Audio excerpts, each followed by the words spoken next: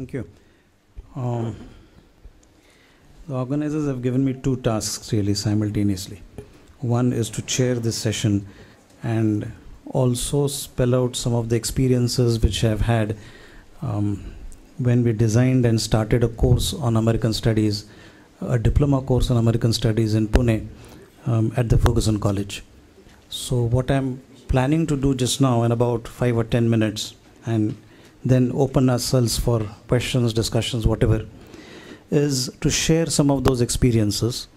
In that sense, what I would be talking is not, this is not going to be an academic presentation, it is going to be essentially sharing practical experiences. Let me make it partly administrative issues and partly academic issues that we dealt with when we started a diploma course. Our first discussion was whether we should start a master's course at Pune University, and that was that very idea was thrown out basically because you cannot have a master's course in American Studies. There would be no jobs available. It has to be a mainstream course in either political science, history, sociology, etc., with a specialization in American Studies, and that would mean have optional courses, elective courses, etc. But that idea went out. Next was, can we have a certificate course? And then again the argument was that most of the students would not prefer a certificate course because that has less value in terms of market value. Diploma looks better, so let us talk of starting a diploma course of 80 clock hours, as the syllabus would say. Subsequent problem was, why American Studies? I mean, what is the rationale that we start American Studies as a diploma in the university campus or anywhere else? And who starts it? In an academic system, in a university system, it is always that somebody has to initiate it, some department, some center or whatever. Creating a new center in a university system was rather difficult. One idea was, we already have a school for interdisciplinary studies in social sciences and humanities. Can we start it there? If one has to start there, the director of that center has to have an interest, otherwise it does not work. In Pune University, it did not happen so because the director of the center was essentially a historian working on Maharashtra political thought. So that question was that was out of question. Eventually, we focused on Ferguson College because it is a major college, is trying to become autonomous, has a lot of interest in having innovative courses. So we said, let us start it in Ferguson College. Subsequent question was, to make it marketable, it has to have an affiliation somewhere. Would the university affiliate it? And again the answer was no, it would go through 2 or 3 years in terms of affiliation and giving a certificate, because you'll have a board of studies, you'll have a variety of committees, local inquiry committees, etc. So we decided to have it as an autonomous course in Ferguson College. In any case, Ferguson College runs several autonomous courses, so why not a diploma in American Studies? And eventually we did manage to convince the Deccan Education Society Management Committee to have this kind of a center. Advantage was that Ferguson College already hosted an international program of the Alliance for Global Education, which is a semester abroad program for American students who come here to Pune. So we could run it under that center and say that it is an autonomous course run by Ferguson College as a diploma course. Having done all that, we last year actually inaugurated the course by the American Council General from Mumbai. But we did not start the course last year, because despite the fancy inauguration that we did, we had only 2 students who had applied for that course, basically because at that time, and I would share with you very frankly, Ferguson College decided that the course fee should be 25,000 rupees plus service tax, etc. And we found that only 2 students were willing to come. I was trying to convince the Ferguson College that we will make it 10,000 rupees so that there will be students who are going to come. It is an evening course, it is not a university degree, it is an autonomous course. Students might come if it is less than 10,000 rupees, but you know how education institutions are about money. Eventually the college relented, and this year we started the course with 8,000 rupees as fees, which includes everything. Question was, what would attract the students? I mean, why would they come for an American Studies diploma course? We targeted the undergraduate students from various colleges in Pune. They are the real clientele. And the reason was not that they want to learn something more. To be very honest, the reason was they would get an additional educational qualification in terms of a diploma course somewhere while they are doing their BA in history or economics or whatever. Which is why it clicked, and now we have 28 students who are actually on the roll and who are doing this course as an evening course. The other advantage was that once we started the course, we were planning to use the students, American students who are already there in Pune. We have two courses running in Pune. One is this Alliance for Global Education, which runs almost throughout the year because there's a fall semester, there's a spring semester, and there's a summer course which is run, and about 30 students come in for every course. And there's an Associated Colleges of Midwest course which is run as a fall semester course, and they have also an internship program.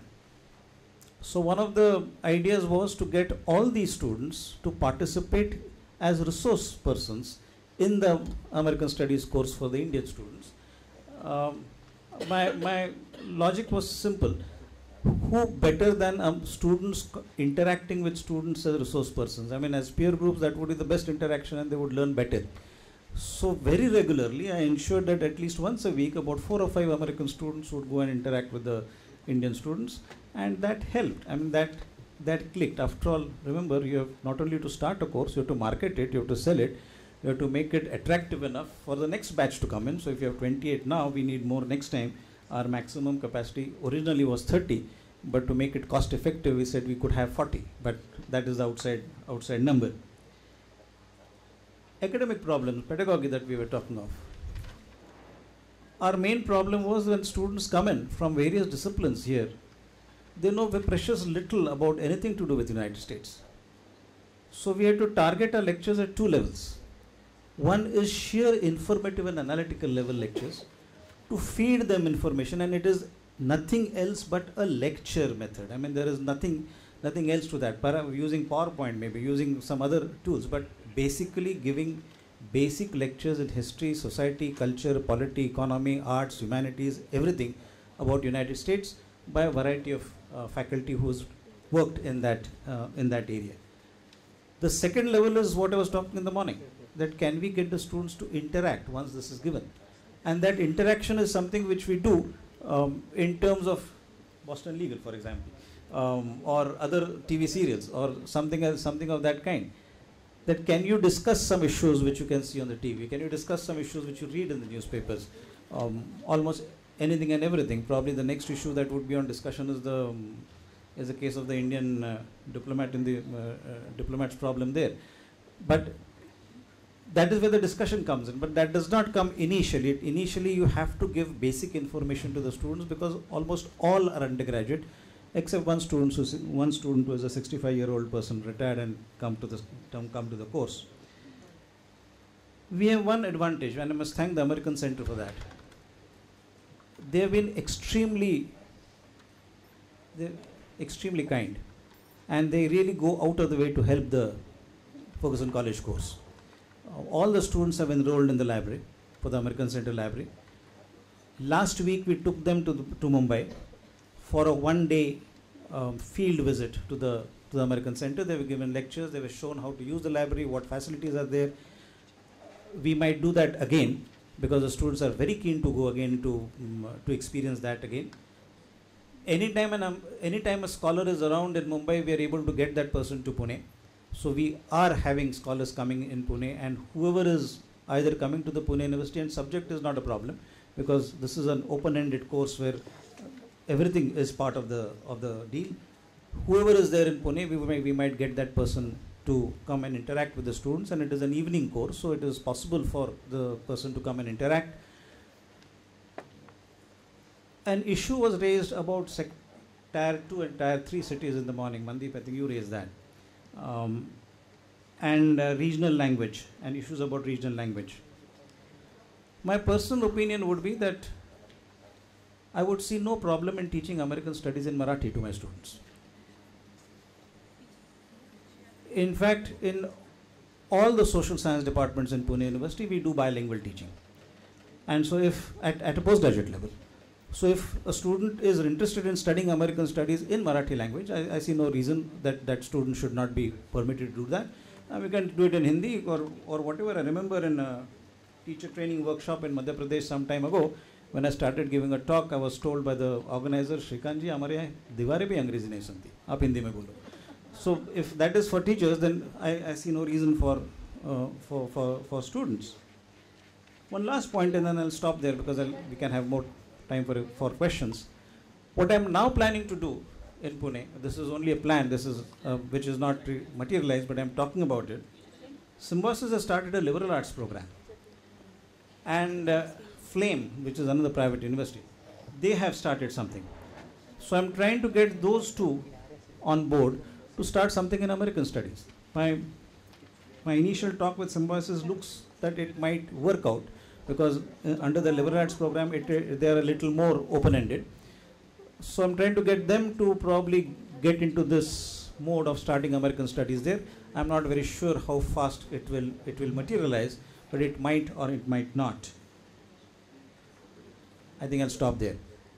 In any case, there are a variety of other experiences which I can share either now or later on, today or tomorrow, but thank you. Let me again thank the organizers for inviting me here, but discussion, open for discussion for all the presentations.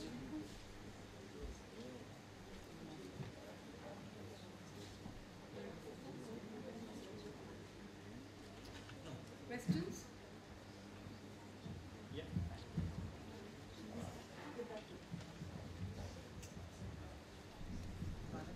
We'll club 2 or 3 questions together and then please identify the person to whom you.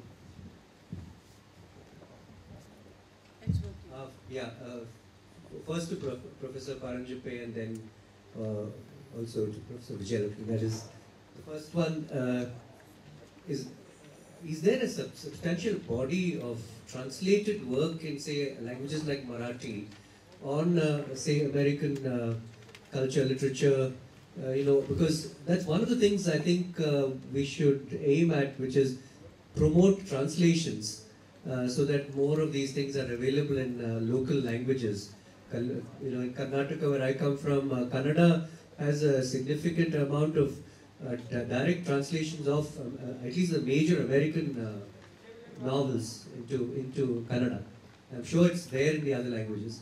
So this program can work on that. The other is, again to you, ma'am, that is with the Kennedy, it's very interesting that you took up a president who got assassinated, and just a minute, please. And it's fascinating how that one node can be used to open up lots of different things. I just couldn't resist this comment that Jackie, and when Kennedy went to Paris, he quipped, I am the man who has accompanied Jackie Kennedy to Paris. So your gender studies element can also come up there.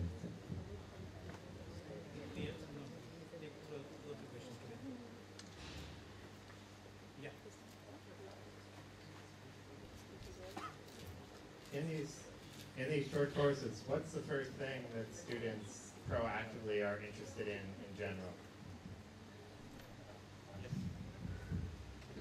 Well, in the short courses, what's the first thing that students are interested in the various topics that you guys teach?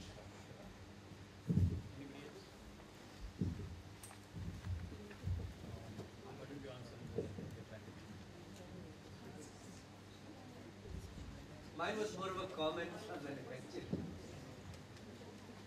If you want me to, I can. Please, I'd like to hear your thoughts. Okay. Well, I did say that I introduced Jacqueline because I think it's important, for example, I've listed some of the questions here, but one of the things I find when I thought about, youngsters who are going to learn about the United States, for me, presidency is the face of the nation. It's important. Second thing was how to make it personal, And then I thought, ask students to choose someone who influenced JFK, his father, his brother, or Jacqueline. Because I think Jacqueline has been neglected by historians in a bit. And in fact, when he goes to Dallas, there's a picture of her wearing this famous hat of hers with a pink dress. And he says, let's show Texans how we dress around here. And you know, the kind of impact they had on his person and presidency, in a way, is a very interesting start for a young student. And the second is, I think, in textbooks, most of these, even if they're short-term courses, you find a variety of textbooks now online. So it's very easy to at least download speeches, and Jacqueline defines his death and comes into prominence as that widow. So I think from his Ich Berliner, I'm a Berliner, you know, speech to his death, I'm not the German thing, so Ich bin ein Berliner? Okay, whatever. You know, but she defines it as Camelot. And that again brings back the idea that everybody talked about the grandeur, the great vitality, the youthful, attractive family. And then later history reveals he was a womanizer and, you know, so many other things. So how did Jacqueline square with that? You know, all of that.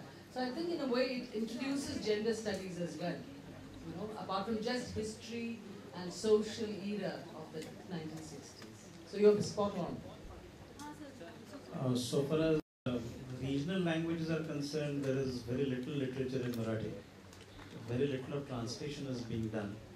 But by and large, students are willing to read English language sources and interact in Marathi, write in Marathi. Which is why Pune University permits you to write theses, PhD theses in Marathi, so long as you are able to look at literature which is available in English language. So that is there.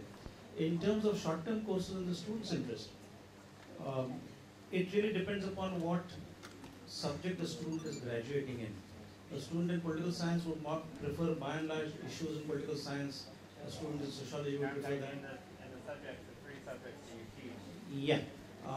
The other part is they would prefer to have content which is more current rather than historical. Something with which they can relate to in terms of what they see on the TV, what they read in the newspapers, rather than going into historical details. That is more of a preference, by and large. In fact, that is what we see in the, we are seeing in Ferguson College diploma course. They prefer what is current in terms of, even if it is social issues, even if it is women's issues, even if it is international issues. Talk of the current issues. I just want to briefly come on your question in terms of what are the students that they're looking for. There are two things that we've explored through short-term courses. One is, how is it that it's contributing to their capacity to work further? So what are the skills that we are transferring? So if it's a skill-oriented module, it really goes down very well with the students. So I think skill building has been one of the areas of focus in terms of transferability and what is it that they're taking back. Actually, I mean, if I may comment on that also, depending on why they have joined the course in the first place. If it's because they're taking a certificate course or diploma course as a kind of introductory course because they want to go to the United States and they want a kind of general background, they are interested in a whole lot of things, or as such. I mean, nitty-gritties including popular culture, etc. I mean, they would like that. But if it is somebody, I mean, like you said, there's somebody who is 65 and retired, would be interested, or as such, in a very different set of issues, maybe current affairs, or as such, and the general student as such. Again, as he pointed out, depending on what was his discipline. If it is literature, he would be more interested in the literature content. If it is IR or pol science, they'd be more interested in the IR political science content. If it was history, then they'd be interested in history. Small addition. We had to clear a misunderstanding when we started this course in Pune, that this is not going to be a center which is going to conduct courses for GRE and TOEFL. This is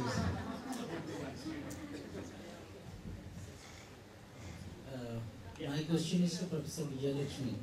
You had a wonderful presentation on one of the most popular presidents, his legacy, his impact on foreign policy, and the politics whirling around him. But this institution of presidency has many facets and aspects. I just want to know from you the kind of pedagogical tools that could be employed to make this institution more exciting and interesting to the students. So how can you just interact and engage the students on the issue of this institution of presidency? Because that is at the crux of American politics, right away. Thank you for your question. I think I did not set it up, by the way.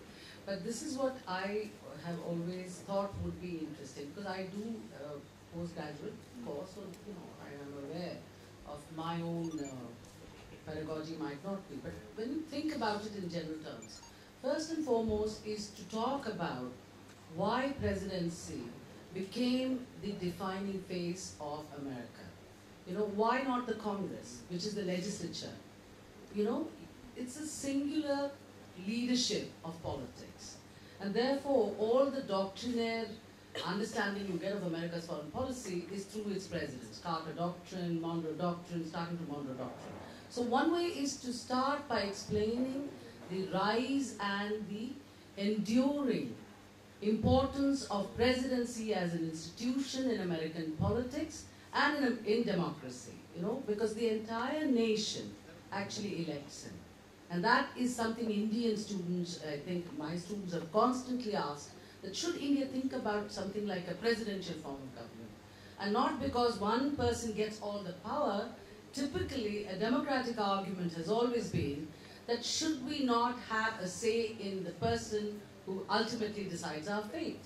You know, a direct election. That's what people really are talking about, not talking about investing responsibility and power in one figure, which is what political commentators seem to think when we say presidential form of government debate, but it's really an urge to actually control the kind of democratic, you know, notion of argument is that I need to choose who can actually speak or represent me. And therefore, that's another take point.